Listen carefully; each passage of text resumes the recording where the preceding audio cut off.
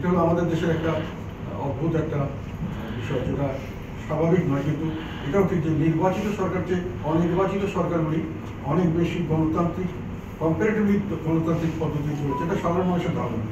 সাধারণ মানুষ চায় সুশাসন।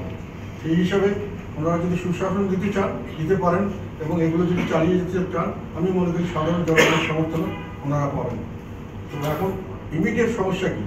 ইমিডিয়েট সমস্যা আমরা যেটা মনে করি সেটা হলো আইন শৃঙ্খলা পরিস্থিতিকে স্বাভাবিক করে আনা। আইন শৃঙ্খলা পরিস্থিতি বিভিন্নভাবে বিঘ্নিত হয়েছে। পুলিশরা অনেকখানি ডিমোরালাইজ হয়ে গেছে, অনেকে অনেক ক্ষেত্রে ভয়ভীতিতে আছে, নানানভাবে তারা সঠিকভাবে কাজ করতে পারছে না, আসতে পারছে না, ভয় করছে। এগুলোকে যে কোনোভাবে এটাকে মীমাংসা করে পুলিশকে সক্রিয় করতে হবে এবং তাতে করে মানুষের বেসিক নিড হল নিরাপত্তার একটা মানুষের স্বাভাবিক চাহিদা, যেটা আদিকাল থেকে মানুষ সমাজ গঠন করছে, রাষ্ট্র গঠন করছে এই নিরাপত্তার জন্য। নিরাপদ আমি থাকতে চাই। দ্বিতীয় হলো স্বস্তিতে থাকা। এই স্বস্তিতে থাকার অর্থ হলো জিনিসপত্রের দাম যেন না বাড়ে, যেন কমের দিকে থাকে, ইনফ্লেশন যেন না হয়। এটাকে যে কোনোভাবে ম্যানেজ করতে হবে এবং এটা আমাদের জন্য বড় চ্যালেঞ্জ। এই দুটো যদি মানুষের পেটে ভাত থাকে আর যদি স্বাভাবিক নিরাপদে ঘুমাতে পারে, দেশের মানুষ আমি মনে করি যথেষ্ট সময় দিতে প্রস্তুত আছে এবং স্বাভাবিকভাবে আর সামনের দিনগুলিতে যাতে করে ভালো একটি সরকার গঠিত হয়, তার জন্য ভালো নির্বাচন, তারপরে সরকার গঠিত হয়ে ভালো মানে গণতান্ত্রিকভাবে দেশ চলে, সেটার জন্য আমরা সবাই অপেক্ষা করতে রাজি আছি।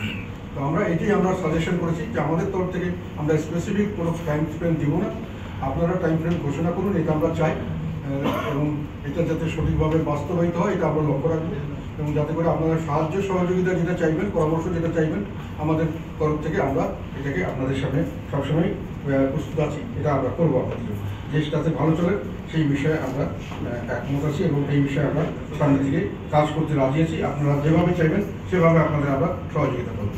Thank you.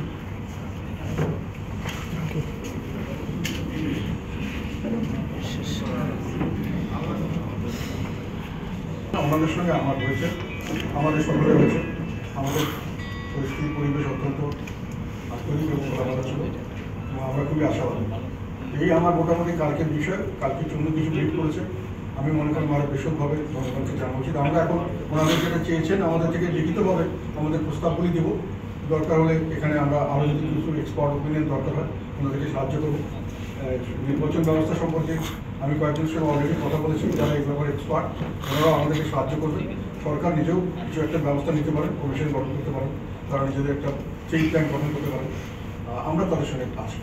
মোটামুটি এইগুলো আমাদের কালকে আমার ওখানকার আমাদের যাওয়া এবং আলাপ আলোচনা সব একেবারে বিস্তারিতভাবে বলা।